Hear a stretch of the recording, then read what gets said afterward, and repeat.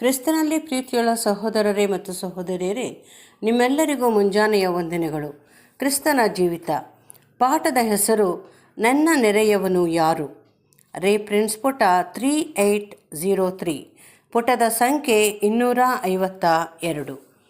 ದೇವರನ್ನು ಪೂರ್ಣ ಪ್ರಾಣ, ಶಕ್ತಿ ಮತ್ತು ಬುದ್ಧಿಯಿಂದ ಪ್ರೀತಿಸುವುದು ಏನನ್ನು ಒಳಗೊಂಡಿರುವುದೆಂಬ ವಿಷಯದಲ್ಲಿ ಜುಗ್ಗಾಡುವುದನ್ನು ಆ ಧರ್ಮೋಪದೇಶಕನು ಬಿಡಲಿಲ್ಲ. ಕೆಲವರು ದೇವರನ್ನು ಪ್ರೀತಿಸಿ ಸೇವಿಸುತ್ತಿರುವುದಾಗಿ ಹೇಳಿಕೊಳ್ಳಬಹುದು ಮತ್ತು ಇತರರು ಯಾವುದನ್ನು ಪ್ರಮಾಣಿಸಿ ತೋರಿಸಲು ಅಸಮರ್ಥರಾಗಿದ್ದಾಗ್ಯೂ ಆ ಹೇಳಿಕೆಯಲ್ಲಿನ ಸತ್ಯಾಂಶದ ಬಗ್ಗೆ ಸಂದೇಹ ಪಡಬಹುದು. ಏಕೆಂದರೆ ಕೇವಲ ಕರ್ತನು ಮತ್ತು ಆ ಮನುಷ್ಯನ ಸ್ವಂತ ಹೃದಯ ಮಾತ್ರವೇ ಆ ಸಂಗತಿಯನ್ನು ಪರಿಪೂರ್ಣವಾಗಿ ತೀರ್ಮಾನಿಸಲು ಸಾಧ್ಯ. ಆ ಧರ್ಮೋಪದೇಶಕನು ಈ ಮಹತ್ತರವಾದ ಪ್ರಶ್ನೆಯು ಇತ್ಯರ್ಥವಾಗಿ ಇದು ಏನೂ ಅಲ್ಲವೆಂಬಂತೆ ಅದನ್ನು ಬಿಟ್ಟುಬಿಟ್ಟನು.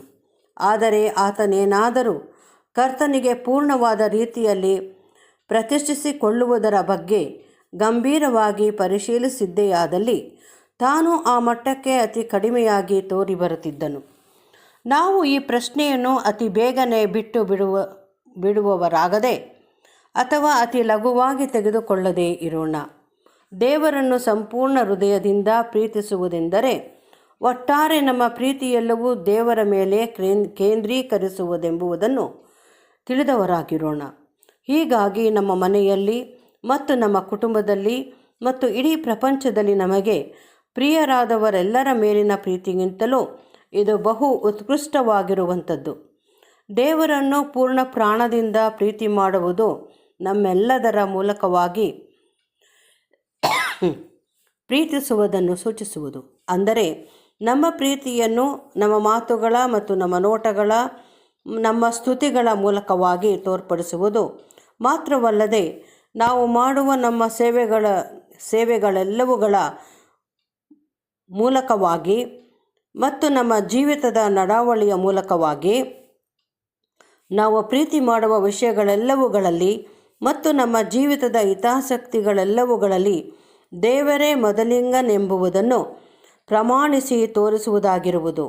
ಮೂರನೆಯದಾಗಿ ನಮ್ಮ ಪೂರ್ಣ ಶಕ್ತಿಯಿಂದ ಪ್ರೀತಿಸುವುದು ಸಮಯ, ಸಾಮರ್ಥ್ಯ, ಪ್ರಭಾವಗಳನ್ನು ನಮ್ಮ ದೇವರ ಸೇವೆಯಲ್ಲಿ ತೊಡಗಿಸುವುದನ್ನು, ಅಂದರೆ ಇವೆಲ್ಲವುಗಳನ್ನು ಬಳಸಲು ಸಿದ್ಧವಾಗಿರುವುದು. ಆತನ ಹೆಸರನ್ನು ಮಹಿಮೆಪಡಿಸಲು ಇವೆಲ್ಲವುಗಳನ್ನು ತೊಡಗಿಸಿಕೊಳ್ಳುವುದನ್ನು, ಆತನ ಧ್ಯೇಯ ಉದ್ದೇಶಗಳು ಈಡೇರಿಸಲು ಸೇವೆ ಮಾಡುವುದನ್ನು ಸೂಚಿಸುವುದು. ಇದು ಆತನ ಚಿತ್ತವಾಗಿರುವುದೆಂಬುದನ್ನು ನಾವು ಅರ್ಥ ಮಾಡಿಕೊಳ್ಳಬಹುದು. ನಾಲ್ಕನೆಯದಾಗಿ ನಾವು ಬುದ್ಧಿವಂತಿಕೆಯಿಂದ ನಮ್ಮ ಕರ್ತನನ್ನು ಅರಿತುಕೊಳ್ಳಲು ಪ್ರಯತ್ನಿಸುವುದು, ಅಂದರೆ ಆತನ ನೇಮ ವಿಧಿಗಳನ್ನು ಅರ್ಥ ಮಾಡಿಕೊಂಡು ಅವುಗಳ ವಿಷಯವಾಗಿ ನಮ್ಮ ಹೃದಯಗಳಲ್ಲಿ ಸಹಾನುಭೂತಿಯುಳ್ಳವರಾಗಿರುವುದು ಮತ್ತು ದೇವರನ್ನು ಪೂರ್ಣ ಬುದ್ಧಿಯಿಂದ ಪ್ರೀತಿಸುವುದರಲ್ಲಿ ಅಡಕವಾಗಿರುವುದೆಂಬುದನ್ನು ಸೂಚಿಸುವುದೆಂದು ತೋರುತ್ತದೆ. ಹೀಗಾಗಿ ನಾವು ಮಾಡುವ ಸೇವೆ ಮತ್ತು ಆರಾಧನೆಗಳು ನಮ್ಮ ಕರ್ತನು ಈ ಕೆಳಗೆ ವರ್ಣಿಸಿರುವ ರೀತಿಯಲ್ಲಿ ಹೆಚ್ಚು ಬುದ್ಧಿವಂತಿಕೆಯಿಂದ ಕೂಡಿದ್ದಾಗಿರುವುದು. ಆತನನ್ನು ಆರಾಧಿಸುವವರು ಆತ್ಮೀಯ ರೀತಿಯಲ್ಲಿ ಸತ್ಯಕ್ಕೆ ತಕ್ಕಂತೆ ಬುದ್ಧಿಪೂರ್ವಕವಾಗಿ ಆರಾಧಿಸಬೇಕು.